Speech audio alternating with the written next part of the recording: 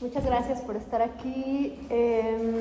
Quisiera que esto fuera una conversación y que podamos ir platicando de los temas que a todos nos interesan sobre literatura y también sobre escritura, que sé que varias de las personas que acuden regularmente a las actividades del Departamento de Literatura escriben también, ¿no?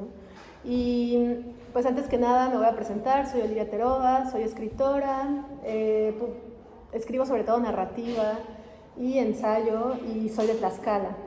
Sabina Orozco, que me acompaña, fue mi compañera en la fundación, bueno, entró unas generaciones después a la Fundación para las Letras Mexicanas, pero fue casi como mi compañera porque nos hemos leído desde hace tiempo.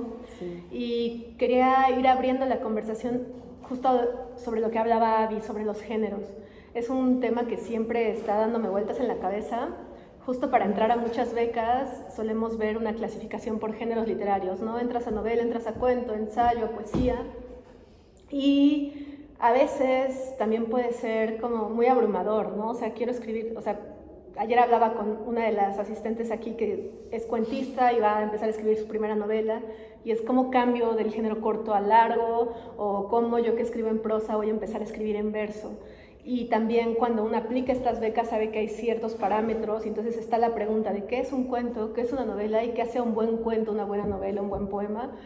Y de eso se trata el 80% de las discusiones entre escritores, de la idea que tiene uno u otra del género. Entonces, dentro de la práctica, Sabina también da talleres de escritura en línea y presenciales.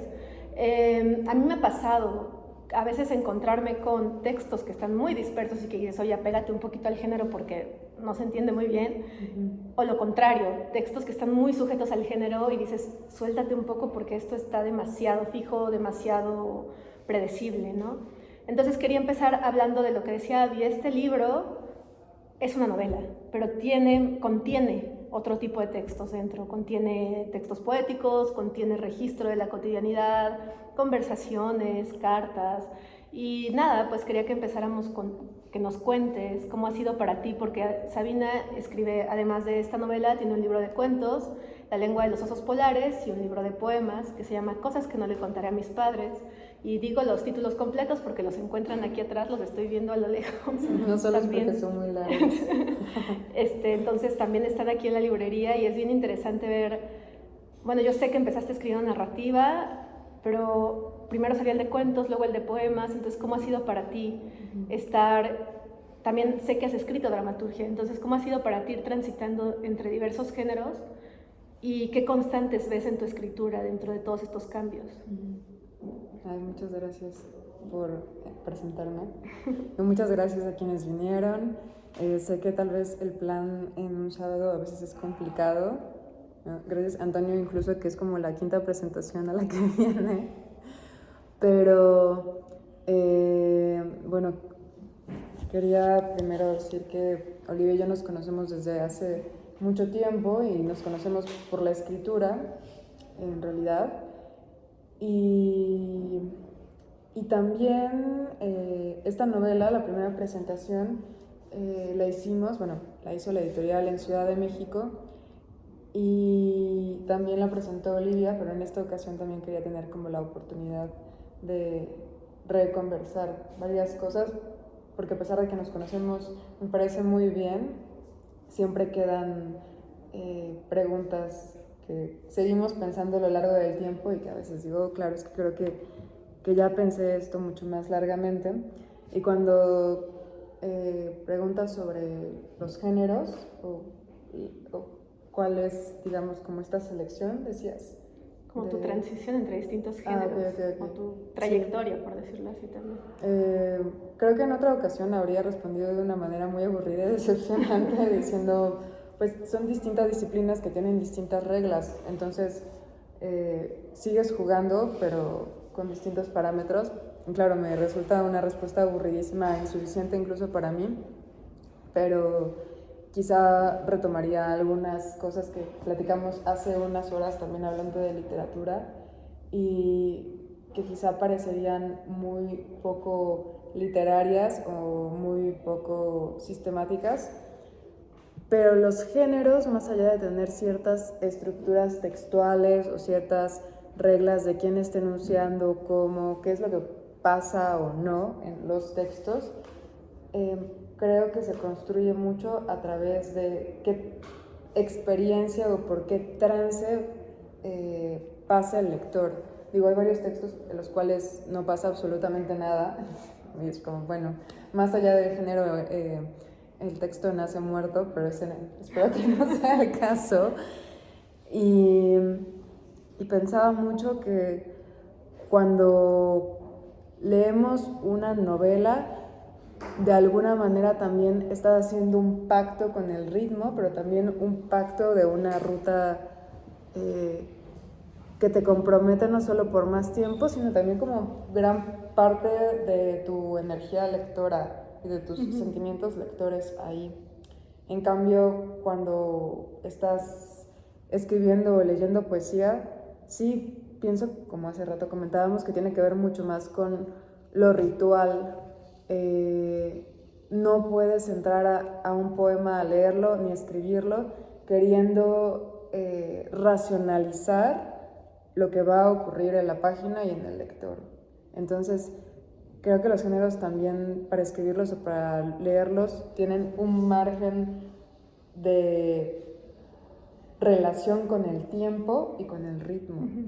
Entonces, no digo que llanamente una novela tenga un ritmo mucho más largo y que el aliento también atienda a eso, sino que me parece que tiene que ver con esta disposición de a veces racionalizar o no cierta experiencia a partir del texto. Tal vez puede ser como una respuesta muy esotérica, pero creo que los géneros, en mi experiencia con los géneros, tiene que ver al escribirlos o al leerlos con qué ritmo me voy a familiarizar o no en el texto. Está bien bonito que uses la palabra trance, ya la había escuchado en otras ocasiones conversando ambas, y me deja pensando justo en esta experiencia de tratar de enseñar la escritura.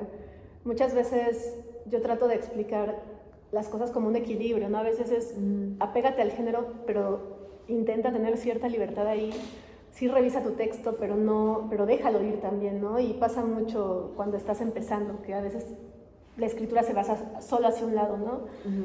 Entonces yo pienso que eso tiene algo de alquímico también. Estoy pensando como en ciertas ideas que es difícil explicar cómo una se acerca a la escritura y cómo la racionaliza o cómo la entiende. A mí me pasaba cuando empecé a ir a talleres que me decían, bueno, comenta el texto, y yo, pero ¿qué voy a comentar? O sea, no sé nada.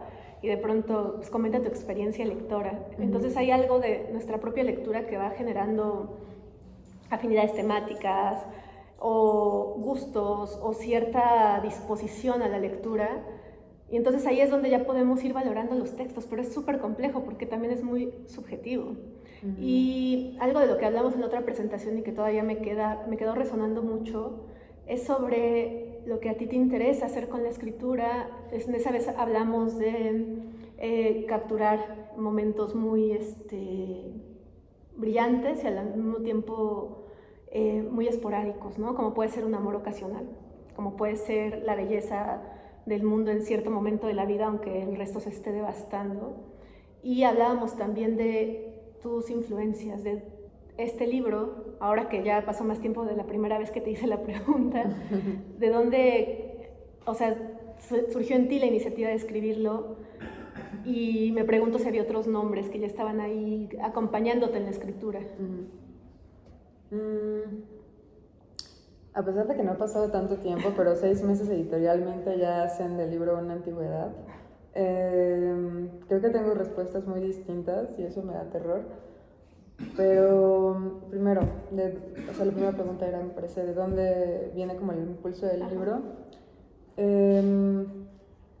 Ahora, y retomando como la cuestión de los trances literarios, me parece que estaba muy interesada en cómo un personaje, en este caso es la protagonista Sabina, ya como aterrizando un poco más en el libro y bajándome de mis referencias espirituales, cómo esta protagonista que todo el tiempo está buscando aletargarse o no estar en el mundo sin alcohol, sin drogas o sin enamorarse, despierta aturdida, porque despierta con resaca, y comienza a enfrentarse al mundo de nuevo con esa atmósfera que podríamos llamar realidad o su realidad, y con la cual está bastante descontenta, ¿no? Entonces, ¿qué pasa cuando no podemos estar en nosotras mismas o en nosotros mismos y buscamos otras experiencias que de alguna manera nos devuelven de una manera más violenta a eso, ¿no? O sea, la novela, y eso sí estaba muy consciente de que quería que empezara de esa manera, comienza con esta protagonista buscando una aspirina porque le duele la cabeza y porque evidentemente bebió demasiado la noche anterior, y a pesar de que podría ser bastante cliché, me interesaba marcar desde el principio, esta persona está tratando de evadir completamente este estado de realidad, porque creo que hay muchas, que es la suya, con la que no puede convivir internamente, ¿no? O sea, ¿qué pasa en la vida cotidiana cuando no estamos consumiendo algo, ya sea una sustancia química como alcohol o como drogas, o no estamos enamorados, ¿no? Y sonaría terrible, pero creo que es una historia en la cual la protagonista intenta amar esa circunstancia, ¿no? O sea, creo que si todo el tiempo estuviéramos enamorados, también este mundo sería más caótico de lo que ya es. nos hubiéramos extinguido hace mucho tiempo. Sí. Y mencionabas, sí, de dónde surgió el libro y las influencias que tuviste para claro. escribirlo.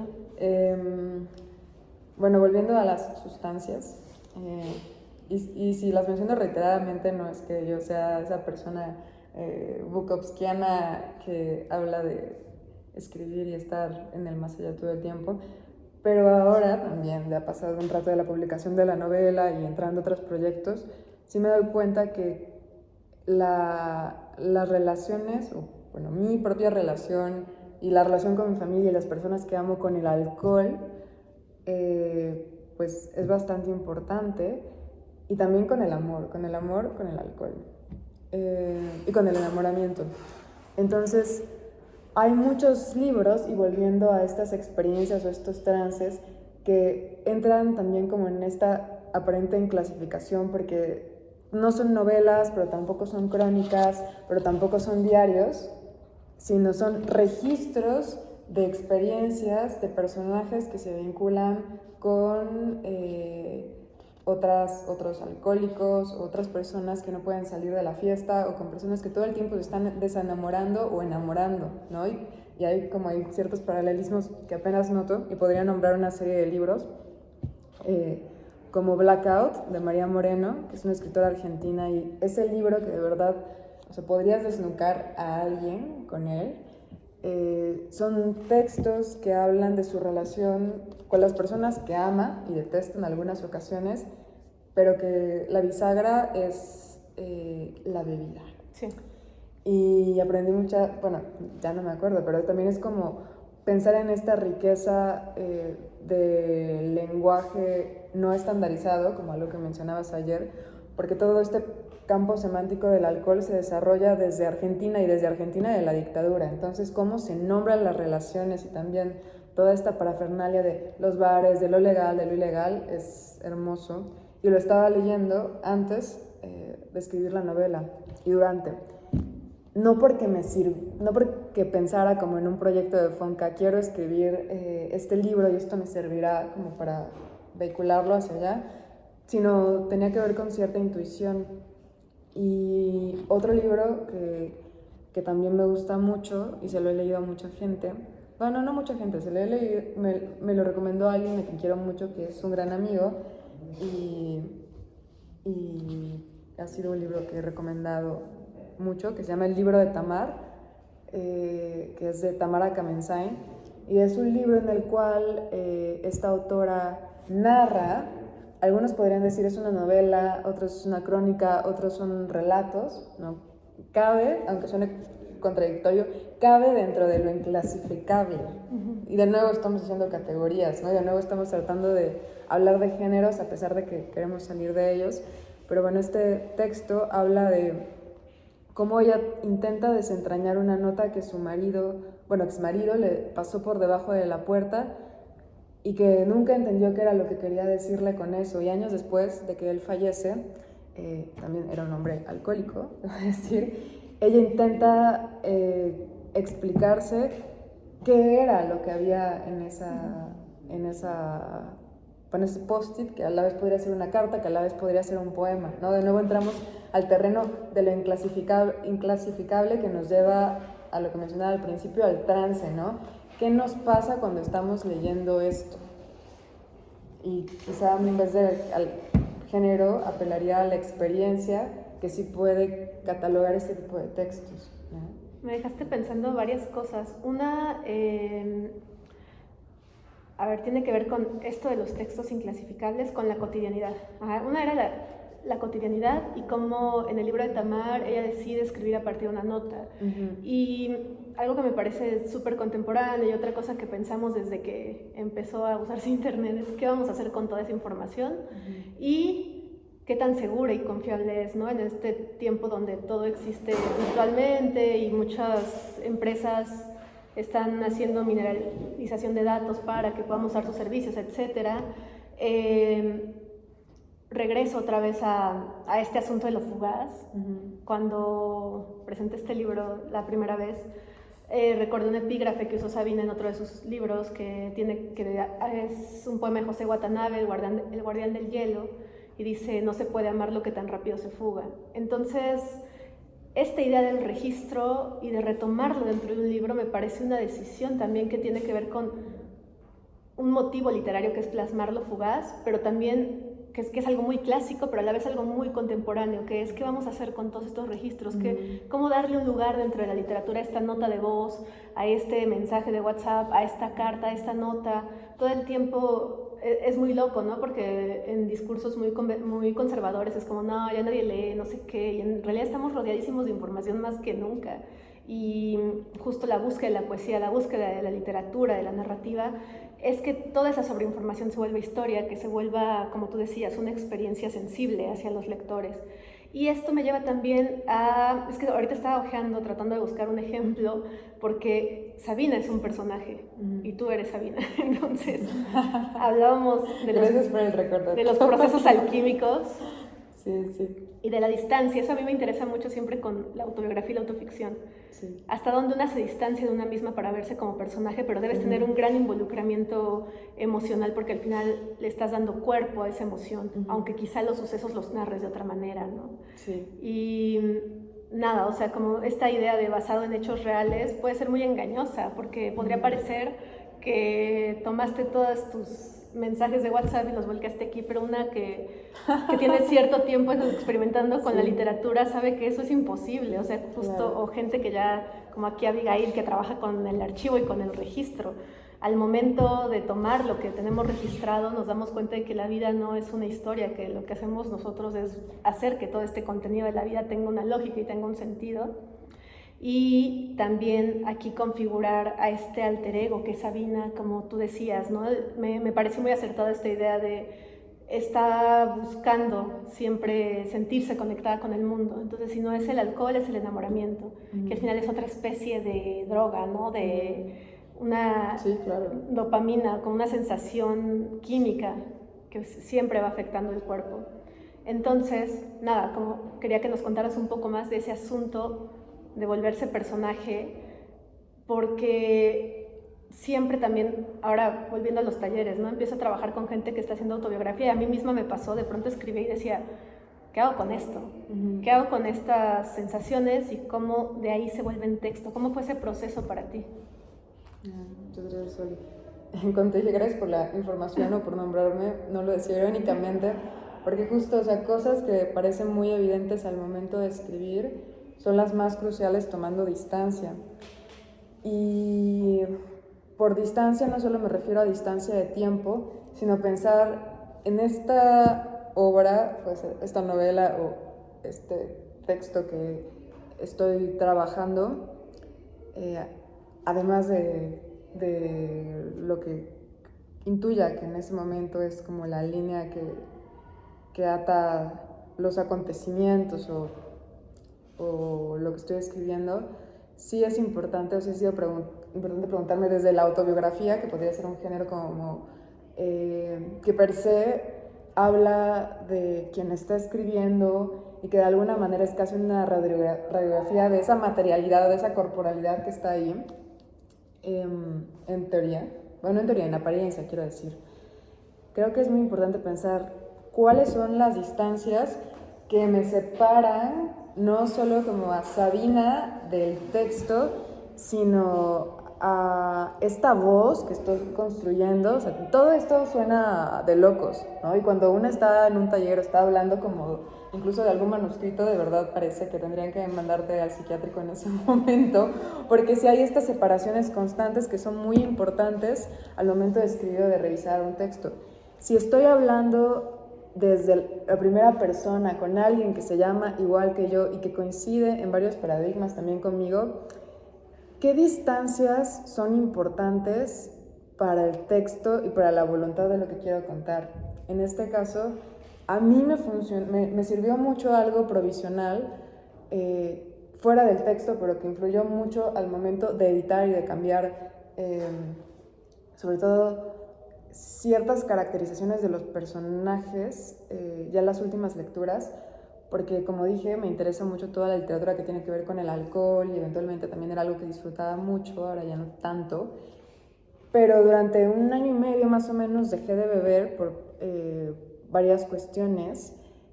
Y lo que voy a decir también puede sonar horrendo, ¿no? O sea, creo que me sirvió más en términos literarios que de vida. O sea, de vida me sirvió muchísimo.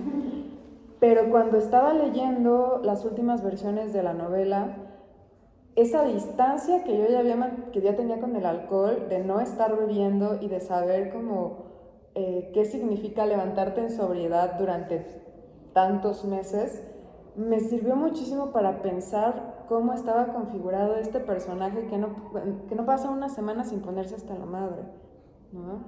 Entonces ya, además esto es verosímil, ¿qué función juega esta embriaguez a lo largo del texto?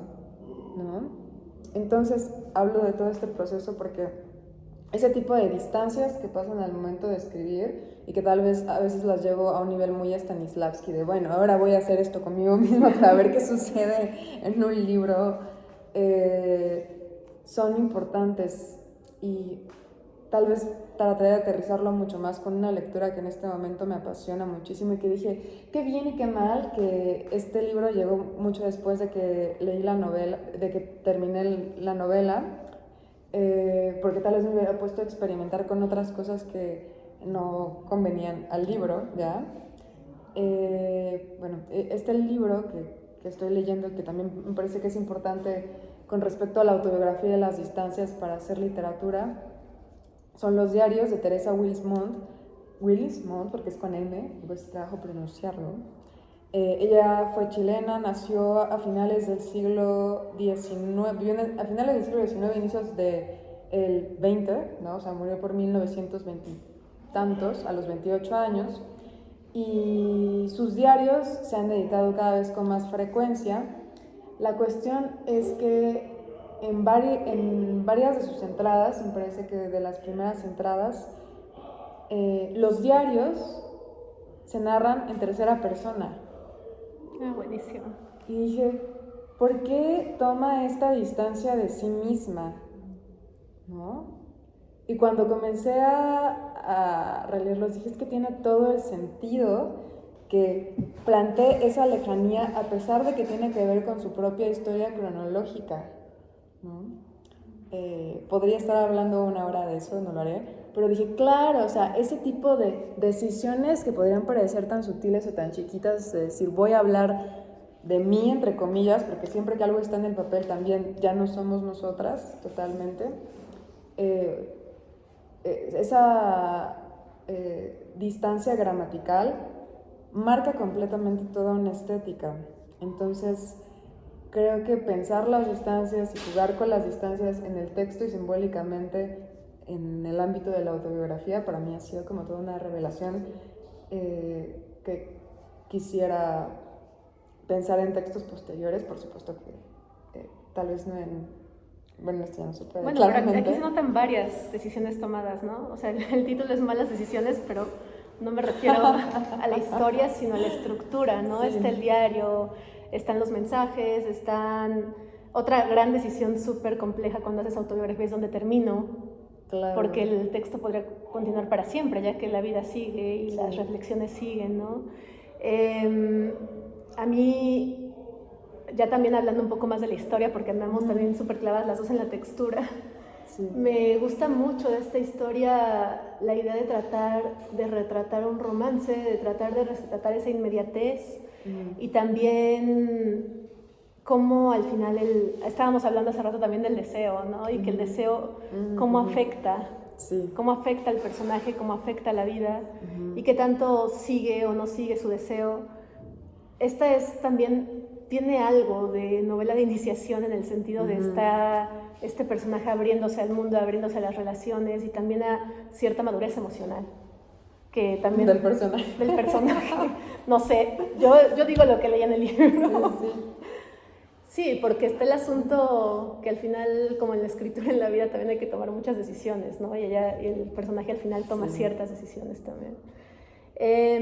Y pienso también en cómo, hablando de poéticas y decías, ¿no? Se va conformando una poética con nuestras decisiones estilísticas, que al final muchas veces se dice que quien escribe siempre está escribiendo el mismo libro, y tú tienes ahora 3 libros publicados, y también yo sé que otros inéditos. Entonces, ese gran libro que es tu obra, ¿en qué momento? Es que es la verdad. Suena muy imponente, suena a que vas a agarrar el micrófono y decirme, esta es tu misión.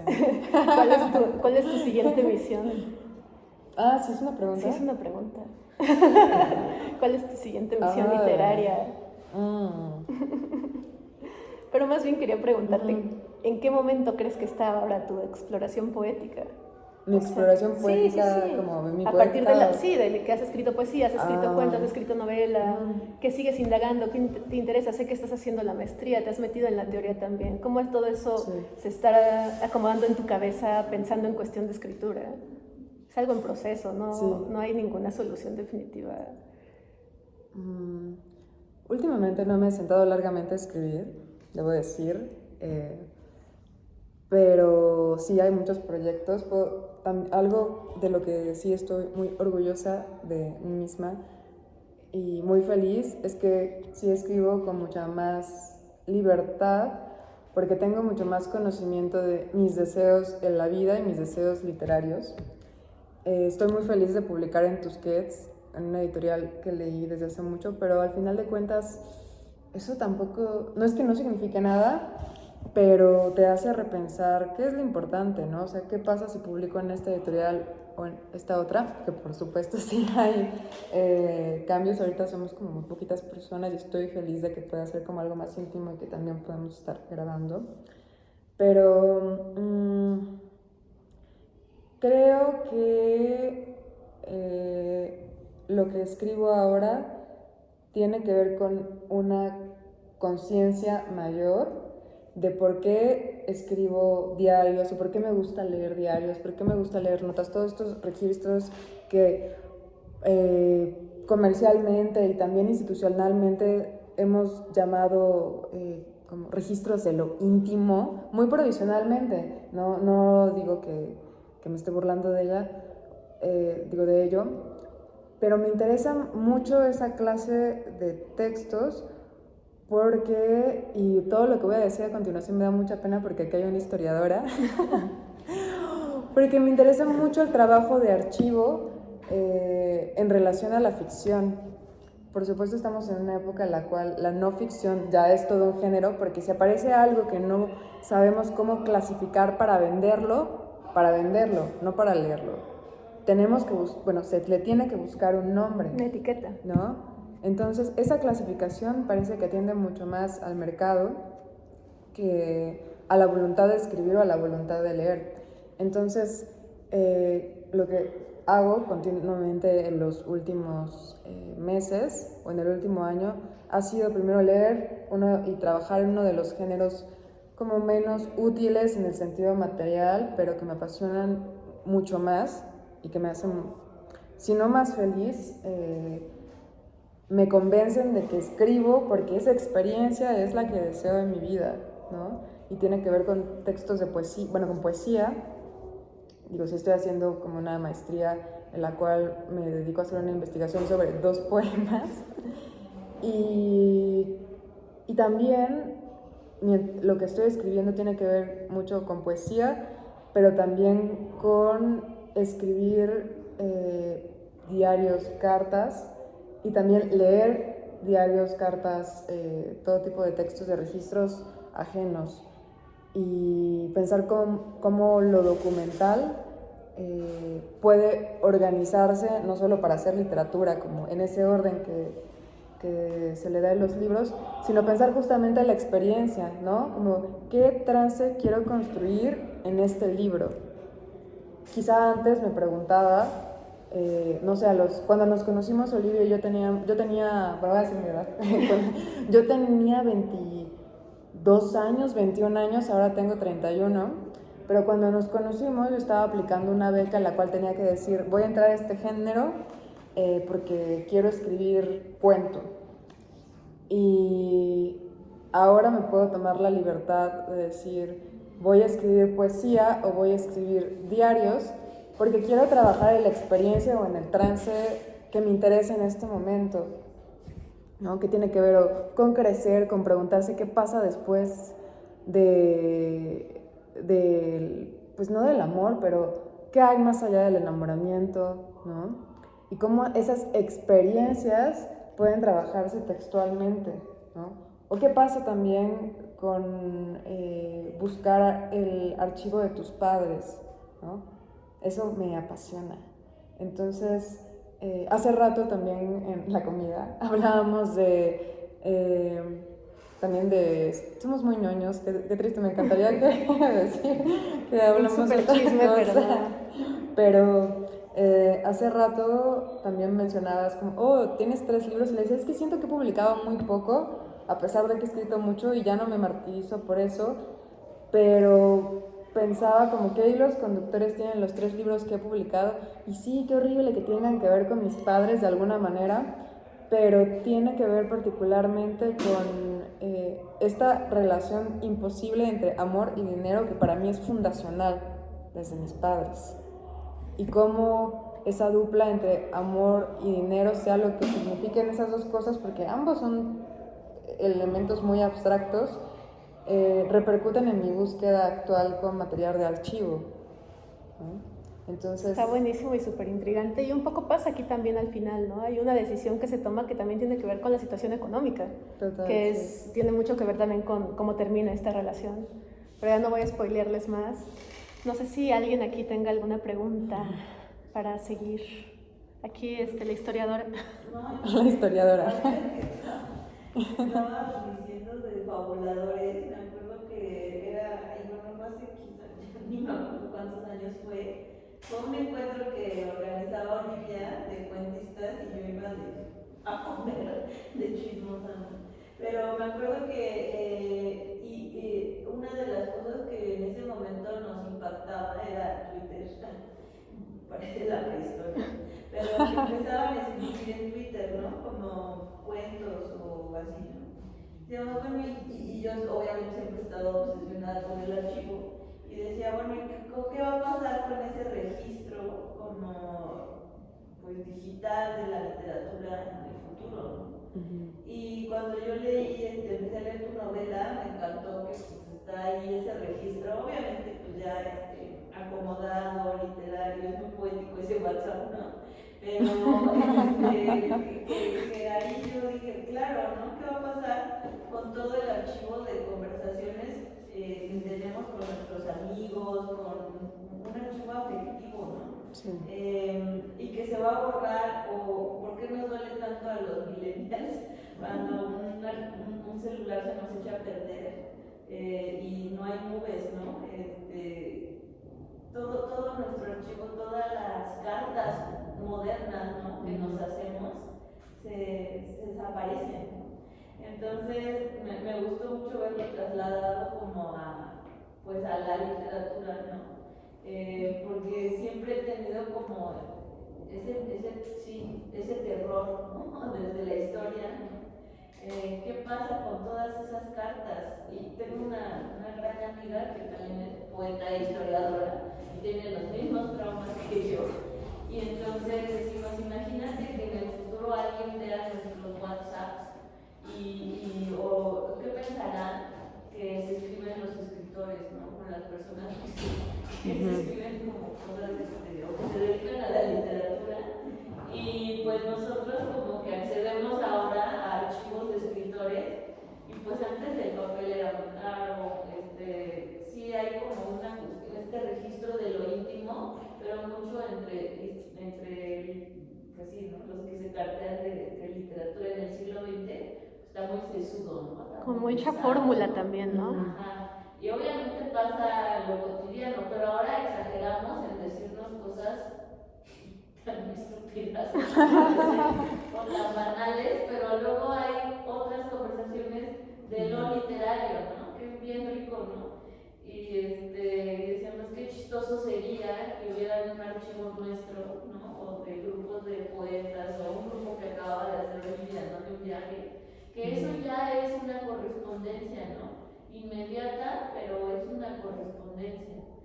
Y digo, ay, me gustaría como archivarlo, de qué modo, cómo le vamos a hacer. Y cuando vi tu libro y lo empecé a leer, dije, qué bello, ¿no? Porque es como captar esa esencia, obviamente ya es literatura ahora, pero de cómo hablamos, ¿no? Cómo nos relacionamos, cómo la tecnología influye en nosotros, y que ya lo vivimos, ¿no?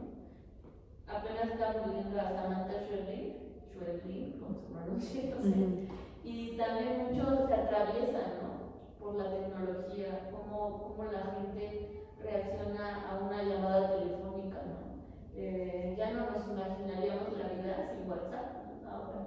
Y entonces eso también está poetizado, es crónica, son cartas, me encanta, ¿no? O sea, también me gustan esas novelas que yo no sé qué son.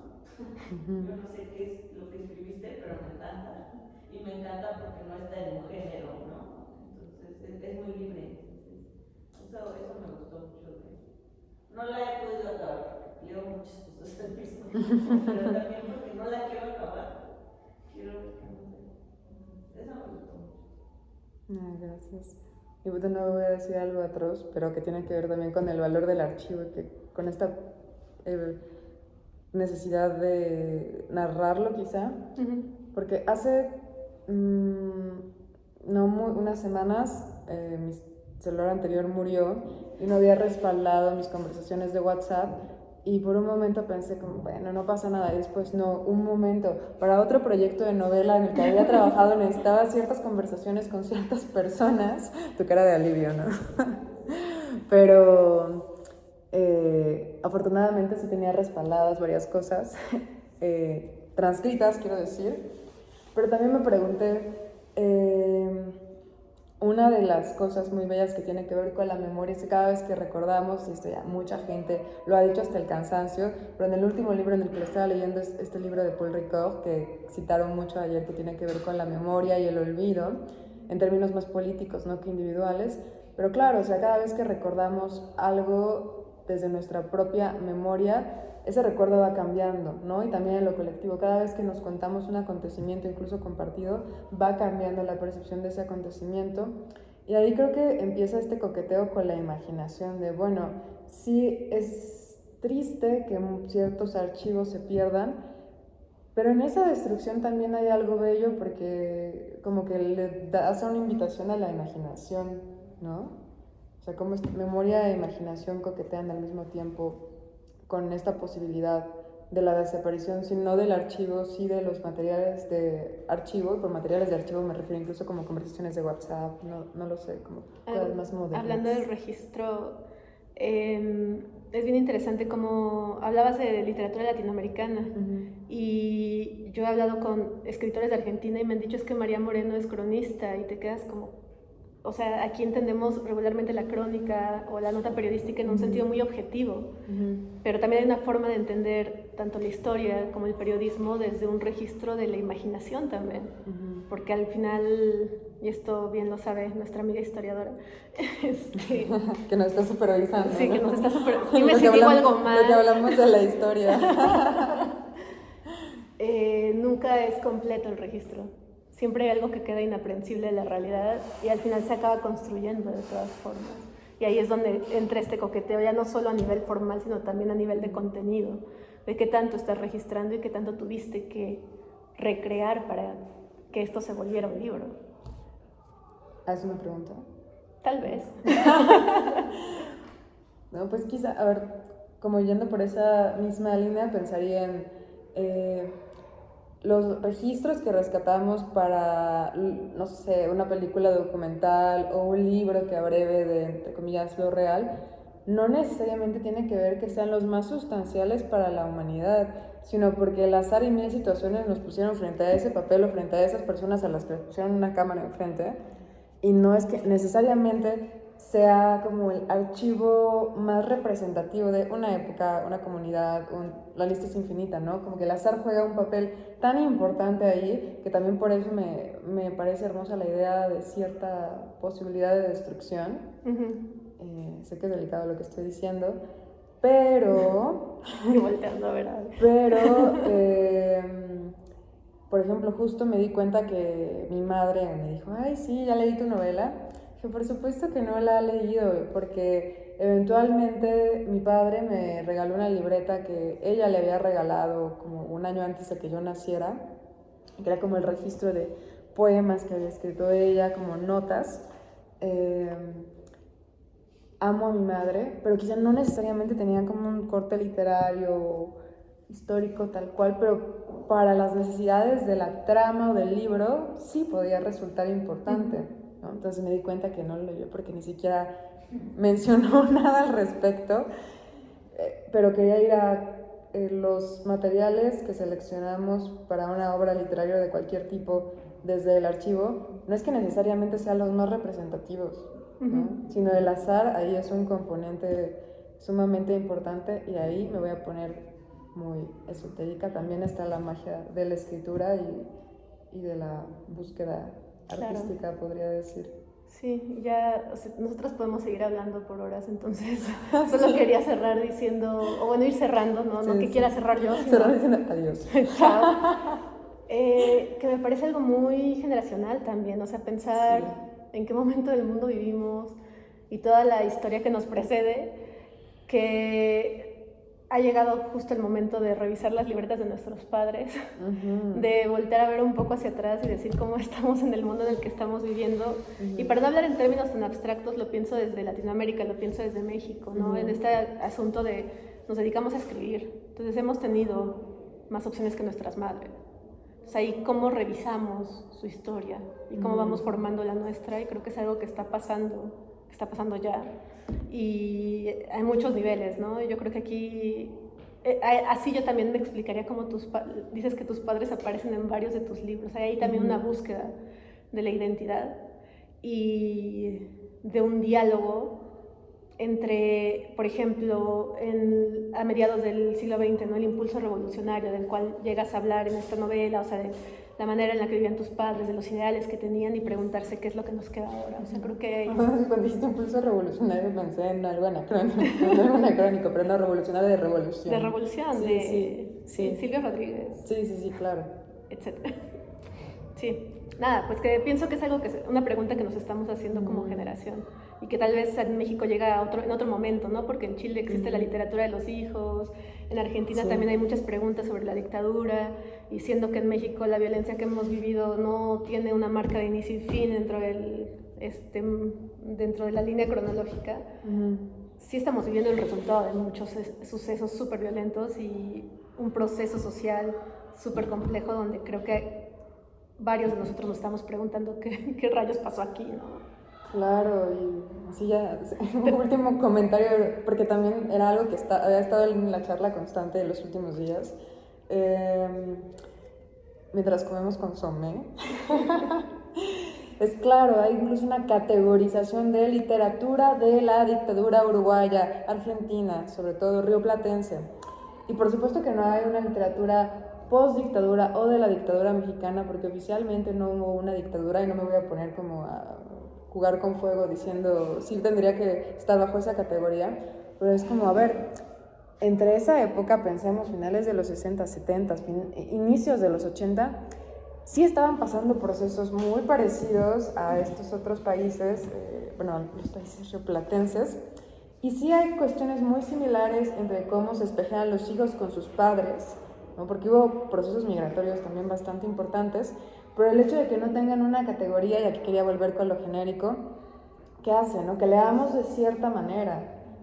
Entonces, por supuesto que no nos vamos a hacer las mismas preguntas frente a un texto que diga que está escrito por hijos, hijas de personas que estuvieron durante la dictadura, es la historia de lo que les ocurrió a estas personas más allá de este marco contextual, ¿no? O sea, creo que preguntarnos también qué experiencia estamos transitando por el libro, no más allá de lo histórico, pero más allá de estas categorías literarias y también genealógicas, es bastante importante. Y como lectora, para mí también es bien importante replantearme eso al momento de leer, porque al final se va filtrando la escritura igual. Claro, y se empiezan a leer de la misma forma, ¿no? Y cada libro tendría que tener su propio mecanismo.